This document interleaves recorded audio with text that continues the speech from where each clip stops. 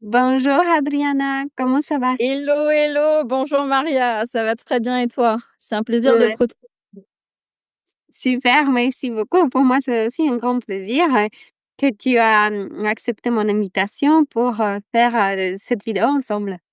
Bah écoute, j'ai trouvé que c'était une approche super chouette et pour rien cacher du coup à ceux qui nous écoutent, on s'est rencontrés avec Maria sur Instagram et on a pu échanger ensemble. Du coup, experte en négociation, forcément, ça attire un peu mon attention. Moi, je suis plus du côté vente et j'ai trouvé sa demande de collaboration très pertinente.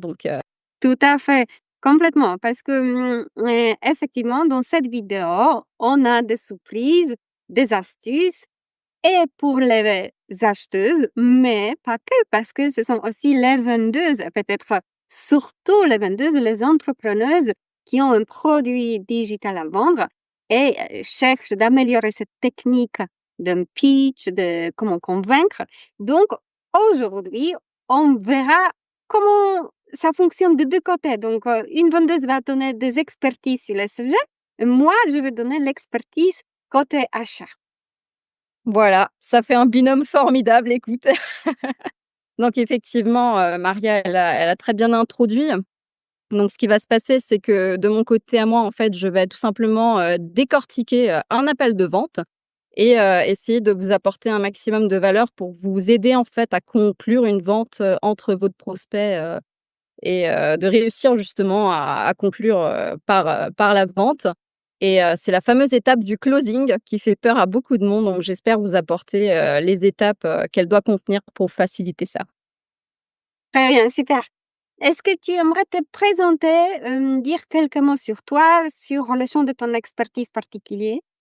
Bah, écoute, avec grand plaisir. Alors moi, je suis issue d'un parcours, commercial et marketing et je suis, également, business coach aujourd'hui. Donc j'accompagne, en fait, les entrepreneurs qui rencontrent des difficultés sur, 3 piliers principaux. Donc j'accompagne sur le personal branding, donc à renforcer le personal branding, à créer une identité finalement, assez puissante pour se différencier. J'accompagne aussi sur la structuration ou la création, d'une offre à forte valeur ajoutée. Et bien évidemment, on regarde aussi ensemble, la partie, très importante qui est le système d'acquisition.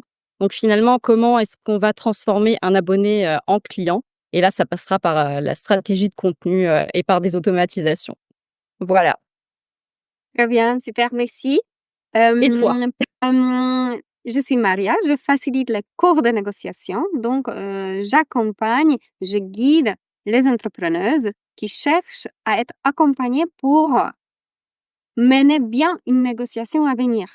Donc, pour réussir ta prochaine négociation, il faudra avoir une préparation, les clés, la structure, les objectifs. Avec moi, on crée toutes ces options et la prochaine discussion à venir sera vraiment gagnante. OK, bah, voilà, comme je disais, on est vraiment super complémentaires. Alors je trouve que c'est génial parce que toi, tu vas transformer des gens en super acheteurs et moi en super vendeurs, donc le concept est vraiment sympa. Bon, bah, let's go, hein. Go. On verra qu'est-ce que ça donne. Bien.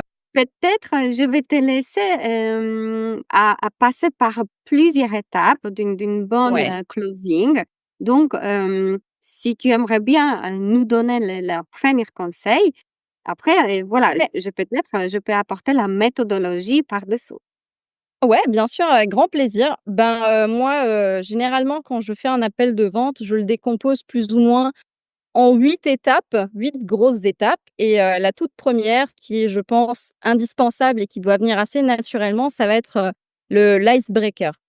Alors comme son nom l'indique, l'objectif, c'est de briser un peu la glace, dans la vente et de créer, en fait, une relation de confiance pour mettre à l'aise, du coup, le prospect. Et là, il y a plusieurs possibilités. Donc c'est une étape où en amont, on va faire une petite recherche, on s'intéresse un minimum, à son peut-être à son futur client. Donc soit on va regarder un petit peu ses réseaux sociaux, soit on va regarder son site internet et découvrir ce qu'il fait un peu.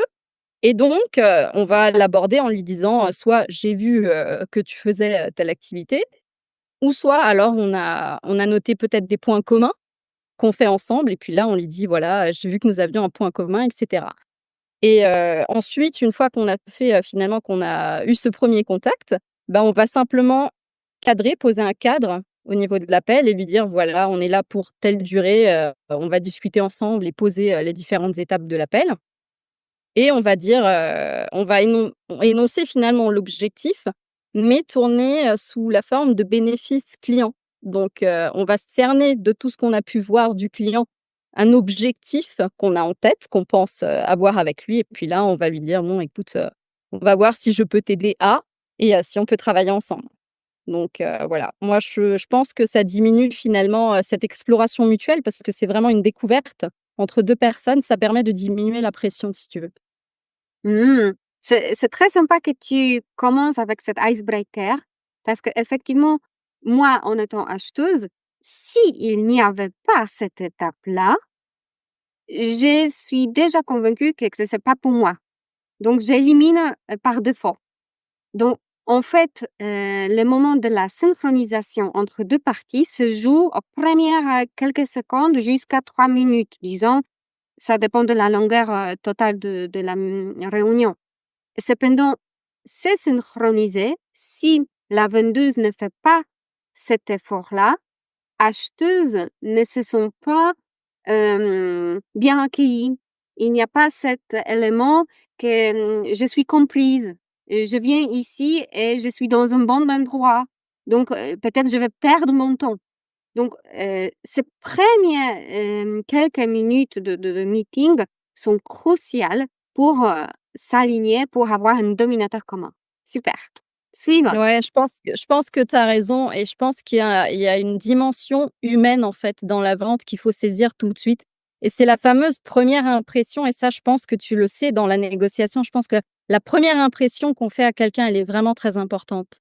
Donc, ouais, je te rejoins sur ce que tu dis, effectivement et bah, Super. maintenant qu'on poursuit, forcément après, le brise-glace, finalement, bah, il y a, une étape de découverte qui est très, très importante parce que, là, il va s'agir en fait de saisir, la situation que vit le client actuellement, donc où est-ce qu'il est, son point A, les motivations qu'il a qui le conduisent à vouloir un changement et qui le poussent à agir et aussi de comprendre, vers quelle situation où est-ce qu'il se projette, finalement, qu'est-ce qu'il veut faire et où est-ce qu'il veut arriver, donc son point B et là, de la part du vendeur, c'est vraiment important parce qu'il va falloir lui poser des questions, donc il va falloir lui dire quelque chose comme: «Décris-moi, où tu en es aujourd'hui, quels sont ces blocages?» les saisir.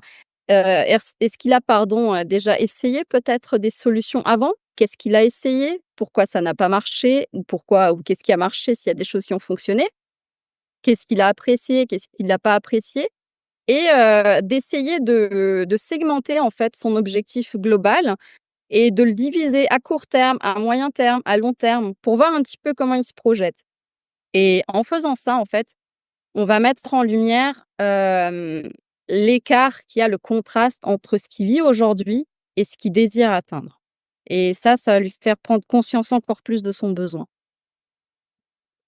Et c'est très intéressant que tu parles de ces objectifs et de, retenir très concrètement, grâce à la questionnement, quels sont les besoins d'une cliente parce que, hem, en fait, ces questionnements-là aident, une acheteuse potentielle à se positionner, aident à, hem, rédiger ou vraiment formuler les objectifs. Donc, si une acheteuse n'a pas fait son travail en amont, elle s'est pas organisée dans sa tête, elle s'est pas questionnée elle-même, elle vient à un meeting parce que c'est gratuit, c'est facile à prendre rendez-vous via le calendrier, et cetera. En fait, ça peut arriver qu'on est un peu submergé avec nos agendas, calendrier, meeting, on saute de sujet à l'autre et on atterrit à un rendez-vous sans finalement, se préparer et ça, c'est première erreur vraiment cruciale d'une acheteuse. Arriver sans être préparée. Donc cette partie-là, si quelqu'un est par exemple profil rouge d'une négociation, peut permettre à rattraper vite cette partie de préparation, donc se trouver ses propres objectifs, pourquoi je suis là. Oui, je pense que c'est super important et une fois, bah, du coup, qu'on a fait cette étape-là, dans la peau du vendeur, ce qui est hyper important. C'est pour ça que je dis qu'il faut une écoute active vraiment dans l'étape, qu'on vient de citer. C'est qu'après il va falloir reformuler, en fait, et ça, c'est hyper important parce que d'une part, tu vas reformuler et tu vas essayer d'amplifier, en fait, ce besoin identifié. Donc, là, généralement, tu vas, en fait, poser des questions d'impact. Donc après avoir reformulé, tu vas essayer de faire la personne se projeter aussi dans 6 mois, par exemple, si elle a réussi. Qu'est-ce que ça va changer concrètement dans sa vie? Qu'est-ce que ça implique? Et ça a 2 côtés. C'est que d'une part, en fait, tu vas faire émerger en reformulant, ce qu'on appelle, la douleur, en fait, du statu quo, de ne rien faire, de ne pas réagir, et ça crée une espèce d'urgence intérieure. Et d'une autre part, le fait de projeter la personne, c'est ce qu'on appelle le future pacing. Donc ça, c'est une technique, de programmation, en fait, neurolinguistique, où le fait de l'amener à se projeter, de s'imaginer un futur dans lequel elle a déjà agi, déjà acheté, ça va, l'ancrer, en fait, ça va ancrer le bénéfice émotionnellement. Voilà. Donc c'est très important d'être capable de reformuler et d'amplifier aussi ce besoin. Et c'est aussi une technique cette technique de la reformulation aide à une acheteuse à voir, à vérifier, est-ce qu'on parle vraiment de la même chose? Est-ce que ce que j'ai dit, c'était bien entendu et compris par l'autre personne? Parce que si cette reformulation est mal faite, elle passe mal, et c'est finalement pas ce que je viens de dire qui m'est répété, ça me montre que, peut-être on n'est pas complètement aligné, peut-être on n'est pas en synchro. Ouais, effectivement, ouais, et il faut, voilà, ne pas forcer pour vendre si, les besoins ne correspondent pas. Donc je pense que c'est effectivement très important de le redire et de s'assurer que c'est bien les besoins de la cliente, et comme ça, elle ne sera pas déçue, ça ne génère pas de frustration derrière avec le programme, donc ou le produit en question. Donc je pense que c'est vraiment effectivement très important, et puis forcément, bah, après cette étape, où il y a déjà une première espèce de validation du besoin, bah, on va présenter l'offre. Et on va essayer, de connecter justement l'offre avec cette vision du besoin, qu'elle a exprimé. Et pour ça, quand on présente en fait ce qu'on va vendre, on va pas présenter des caractéristiques. On présente pas comme une fiche produit.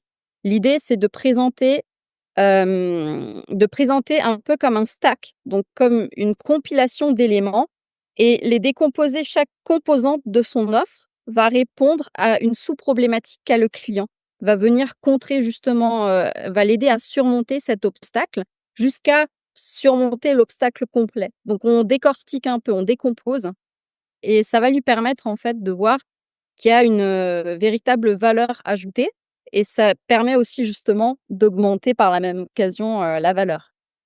Donc c'est Mmh, comme ça qu'on fait plus ou moins la présentation, de son produit ou de son offre, de son service.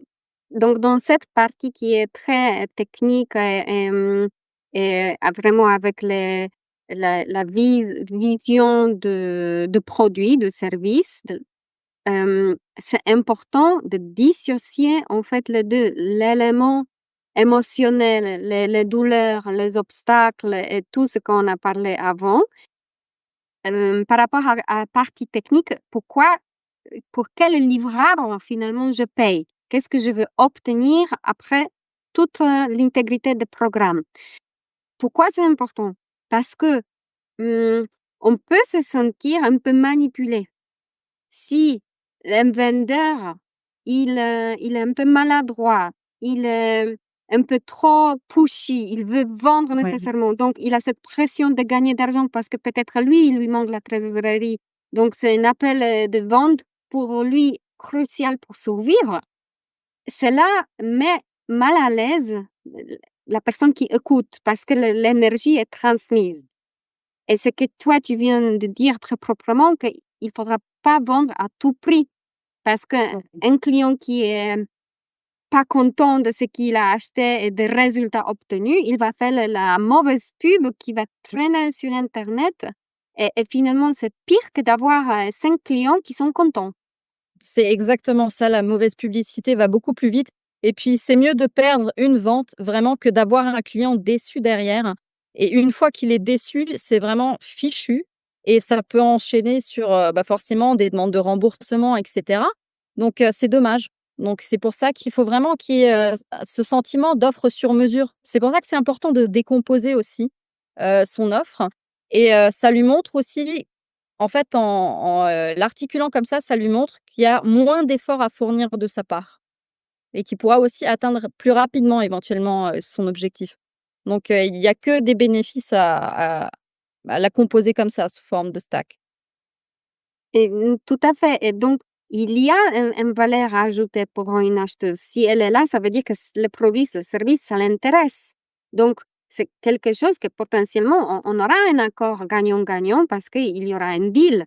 Maintenant, il faudra être vraiment clair sur les objectifs. On revient à la phase, toute première. Si mes objectifs correspondent à ce que toi tu offres, tout va bien. Et bah, justement, juste après ça, moi j'inclus une étape de validation qui est très importante où là tu poses en fait clairement la question à ton client: «Est-ce que tu vois comment ce produit, ce programme peut t'aider à atteindre, voilà, l'objectif, dont on a discuté avant?» Et ça, il faut attendre jusqu'à entendre un «oui» clair de sa part. Pourquoi? Parce que ça permet en fait de verrouiller une adhésion émotionnelle, si tu veux. Donc il adhère à l'idée que oui, effectivement, il a besoin de ça et ça, tu le places juste avant d'annoncer le prix parce qu'on le sait, le prix forcément, c'est une étape un peu délicate à chaque fois. Ce oui, c'est à nouveau une autre technique de PNL. Donc, oui est important parce qu'il y a un engagement. Pourquoi l'engagement mutuel est important? Parce que si c'est uniquement une partie qui est active, proactive, qui parle, qui essaye de convaincre, l'accord, même s'il y a un oui, va pas aboutir avec une action tangible derrière. Donc, il n'y aura pas d'objectif réalisé. Il y aura peut-être un paiement, mais par exemple, quelqu'un ne va pas suivre la formation, ne va pas regarder les vidéos, ne va pas faire les devoirs. Parce que peut-être quelqu'un a eu un budget, donc il a acheté une formation. On connaît mille de personnes qui achètent plein de choses sur Internet, mais Oui. ils ne font pas tout le parcours de formation. Donc, oui qui est engageant doit être vraiment un oui qui transmet cette moteur à l'action que moi, je suis convaincue que je vais regarder tes vidéos. Exactement et tu vois, il y a le côté c'est très intéressant ce que tu dis parce qu'il y a le côté, en fait, de l'acheteur qui doit être rassuré que le programme ou le produit en question réponde bien à son besoin. Mais il y a aussi toute cette difficulté de la part du vendeur à filtrer vraiment les bons prospects, les bons clients parce que finalement, si la personne n'est pas assez motivée ou engagée, il aura beau fournir le meilleur, produit, bah, malheureusement, la personne ne suivra pas, ne fera pas les efforts, n'aura pas de résultats et ça met, finalement en jeu la crédibilité du vendeur aussi. Donc on ne peut pas vendre juste pour vendre. C'est ça qui est compliqué aussi. Et aussi, souvent dans les programmes qui sont programmes de groupe, où il y a un Discord et les gens se chattent après, s'il y a une personne qui traîne, on voit qu'elle n'avance pas parce que tout le monde est passé de niveau X et il y a 80% fait regarder, mais il y a des gens qui traînent, ça se voit que le programme, finalement, c'est pas uniquement moi qui n'avance pas, c'est aussi quelqu'un d'autre qui n'avance pas. Donc ça se voit. Même si on ne connaît pas les personnes qui sont en face, on voit les KPI, on voit les choses qui se passent dans les groupes. Donc, c'est dommage de brûler les ponts inconsciemment. Ouais, je suis complètement d'accord avec ce que tu dis. Tu tout résumé, c'était très efficace et forcément, bah, on va attaquer, l'annonce du prix. Alors le prix, c'est quelque chose qui fait peur aux vendeurs généralement à l'annoncer. Mais en fait, il faut pas l'annoncer comme, boum, une grosse somme. Il faut juste l'annoncer comme un investissement et le prix, c'est quelque chose justement au vu du travail qu'on a fait sur le stack, en fait, sur la présentation justement, qui ne se justifie pas après, en fait. Donc on annonce un prix et il faut pas essayer de rattraper derrière et de courir pour le justifier. Non, ce prix, c'est la valeur, c'est l'investissement et éventuellement, par contre, ce qu'on peut ajouter, c'est utiliser un autre biais, cognitif qui s'appelle l'aversion à la perte. Donc réinsister sur le fait de qu'est-ce que le client aurait plus à perdre peut-être qu'à y gagner si justement il franchirait pas le pas.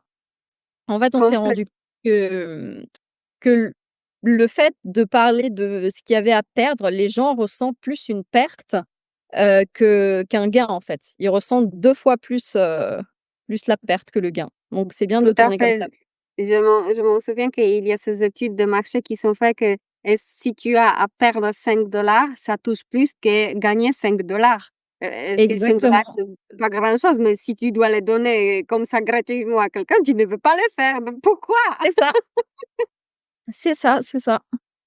Mmh.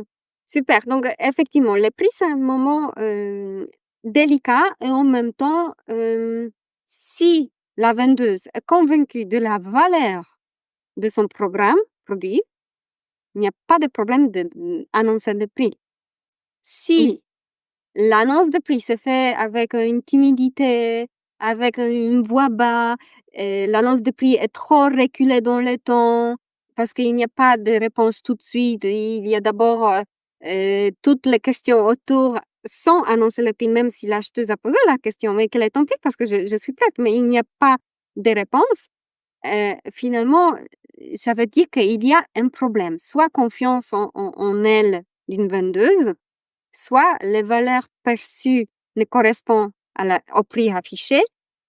c'est ça. Je ne On sais sent pas. qu'il y a une faille, quoi. Soit la confiance en soi, soit le produit qui va pas. Tu vois, c'est très intéressant ce que tu dis. C'est vraiment très intéressant et j'ai envie de dire aussi parce que là, je parle, quand même de des grandes étapes, mais je pense qu'il vaut mieux quand on se sent pas à l'aise avec la vente, mieux zapper une de ces étapes qu'essayer à tout prix de faire quelque chose de linéaire, mais qui ne paraît pas naturel, tu vois? Donc la vente, il faut quand même que ça reste quelque chose de naturel. Il faut pas se mettre une pression. Parce que si on se met une pression et on essaye de dégager quelque chose qui nous ressemble pas, on va malheureusement aussi attirer des clients avec lesquels on n'est pas compatible. On va pas pouvoir travailler avec eux, on va pas réussir à leur transmettre. Alors c'est pour ça que c'est important de rester soi-même, en fait. C'est qu'on va attirer vraiment les gens vont nous acheter pour ce que nous sommes et ça posera pas de problème, tu vois? Ou il y aura moins d'objections, de risques, d'objections après. Et c'est très intéressant et je te remercie d'avoir dit cela parce que, du point de vue d'une acheteuse, ça peut aussi être un: «Oh, j'aime beaucoup cette formatrice, donc elle me propose un prix, je, ne peux pas refuser en fait, il faudra que j'achète tout de suite, même si je ne suis pas prête dans ma tête pour avancer dans le programme». Je vous donne un exemple de mon propre expérience. Je viens d'avoir une call, un appel de vente la semaine dernière avec une formatrice pour les grandes entreprises. Elle accompagne vraiment les femmes qui ont maintenant un chiffre d'affaires annuel entre 500K jusqu'à 1 million. Ouais. Moi, je regarde ces formations parce que ça m'intéresse, il y a beaucoup de techniques, de la stratégie. Cependant, c'est pas mon niveau. C'est vraiment pas encore chiffre d'affaires que j'ai annuellement. Donc, je ne peux pas acheter directement ce programme parce que je vais être vraiment un mouton noir dans le tribord. C'est pas pour moi. Donc, on a eu un call, mais on s'est séparés avec une bienveillance. On s'est dit peut-être dans 1 an, dans 2 ans, dans 3 ans, reviens Maria. Voilà. Pour le moment, C'est c'est pas pour toi. Non, c'est très important d'être transparent et c'est très chouette que ton call ait découlé comme ça parce que je pense qu'elle a plus, aussi à y gagner à te retrouver plus tard que d'avoir quelqu'un de déçu ou forcément. Je pense que ça s'est bien passé de le faire comme ça et bah, ensuite on a la gestion des objections. Je pense que là, en tant qu'acheteuse, ça c'est vraiment le point où tu excelles dans le cadre de cette vidéo parce que finalement quand on est vendeur, on se prépare à peut-être devoir les contrer, mais ce qu'il faut se dire, c'est que, une objection, il faut l'accueillir. Il faut pas tout de suite se dire, «Oh non, c'est ça y est, c'est un frein, le client bloque» et cetera. En fait, il faut l'accueillir, on la prend, on l'écoute et on voit comme une opportunité, en fait, à l'aider à prendre sa décision. Donc là, on va, par exemple, lui poser des questions, voilà: «Mais qu'est-ce qui te fait dire ça?» ou «Comment tu es arrivé à cette conclusion?» Et puis finalement, essayer de rattacher ça en lui parlant, en lui donnant un exemple soit de storytelling ou soit peut-être raconter, une anecdote de sa carrière et cetera ou un cas client ou peut-être lui donner une métaphore visuelle, tu vois? Ça, c'est des choses, qui peuvent aider justement à transformer ce qui au départ peut paraître un frein en une véritable force de vente. Et je trouve que l'étape d'objection est très important. De temps en temps, je connais les techniques de marketing qui traitent les objections avant d'annoncer le prix. Ça se fait de temps en temps naturellement quand il y a la phase de questionnement. On entend, par exemple, une objection, donc on peut déjà, entre les lignes, la gérer. Et je souligne que c'est très important parce que comme ça, on augmente la probabilité de la vente à la fin. Parce que on a déjà entendu les objections entre les lignes. Donc, si côté acheteuse, je suis préparée à ce call, je viens avec mes questions, je viens avec mes problèmes, pourquoi potentiellement c'est pas pour moi ou je ne peux pas l'acheter ou j'hésite. Donc, à nouveau, c'est préparé, c'est 80% de succès. Et je ne dis pas que succès, ça veut dire je veux pas vendre. Je veux pas acheter. Succès, ça peut être oui, je vais faire un deal. C'est vraiment, c'est d'être à l'essentiel pourquoi je suis là. Qu'est-ce que je cherche? Ouais, exactement. Je trouve que c'est bien vu comme ça et j'encourage vraiment les clients à préparer justement des objections. Après, c'est vrai que pour ma part, tu vois, de mon expérience avec les clients que j'ai, il y a beaucoup d'objections que je pense qu'ils ont au départ, comme toi, ils préparent un peu, ils se disent ça et puis au fur et à mesure de l'échange, au diagnostic, en fait, je les désamorce, mais naturellement, tu vois? C'est quelque chose qui, finalement, l'étape dont on parlait avant, c'est important d'avoir une écoute active et ça se désamorce tout seul. Donc on arrive finalement comme un entonnoir, tu vois, vers la conversion et il y en a de moins en moins. Donc si c'est bien fait et bien structuré, normalement, tu te retrouves pas avec, énormément d'objections et si tu te retrouves avec beaucoup d'objections qui persistent encore, c'est pas le client le problème. Je pense que c'est le problème de comment tu as présenté l'offre en tant que vendeur. Ça, c'est mon avis personnel après. Waouh, c'est très honnête quand tu es vendeuse que tu avoues cela. Effectivement, c'est, je pense que beaucoup jouent sur la synergie de 2 parties. Donc s'il y a un moment de fluidité, il y a un vrai échange, on peut négocier plein de choses, mais le prix est élevé, OK, mais on peut demander d'avoir l'accès déjà tout de suite. Il est, je sais pas, 25 jours du mois. La formation commence, tout de suite, mais moi je dis que je pars en congé, donc je négocie. Est-ce que je peux commencer dans 2 semaines? Donc finalement, je veux avoir l'accès à la plateforme 2 semaines gratuitement. Ça coûte rien à la personne qui vend parce que c'est juste un mail automatique qui partira. Elle note juste que l'accès est prolongé aux 2 semaines. Donc, ce sont les petites choses qui sont faciles à se dire s'il y a un courant qui passe. Exactement, ouais. Et ben, tu sais quoi? C'est intéressant que tu parles du prix parce que c'est l'une des objections où on se dit, en tant que vendeur, c'est celle qui va ressortir le plus et de ce que j'ai constaté, si tu l'annonces, comme j'ai dit, ton offre sous forme de stack et que tu as bien écouté, c'est celle qui ressort le moins. Tu vois? C'est pas toujours ce qu'on croit finalement, donc c'est pour ça que c'est important de vraiment bien construire son approche et son argumentaire parce que, elle fait peur, mais elle est facile finalement à désamorcer, plus facile que ce qu'on croit, si on parle d'un investissement et d'une valeur réelle et si on arrive à augmenter, tu vois, cette valeur perçue. Oui, et la transformation qui va avec. Exactement, tu as mis le mot transformation, ouais. Il faut parler transformation, c'est exactement ça. Hem, Parce qu'on arrive vers la fin de notre vidéo d'aujourd'hui, est-ce que tu as déjà des modes de clôture? Comment on atterrit, en fait? Ouais, bah, comment on atterrit? Forcément, il faut bien conclure un appel de vente. Du coup, au bout d'un moment, il faut se jeter à l'eau, même si ça fait peur. Il faut dire au client: «Bon, écoute, alors est-ce on démarre ensemble, oui ou non?» et quand même lui dire, dans combien de temps est-ce qu'on peut démarrer ensemble? Alors, on va pas lui dire: «Voilà, tout de suite là, aujourd'hui, on va démarrer».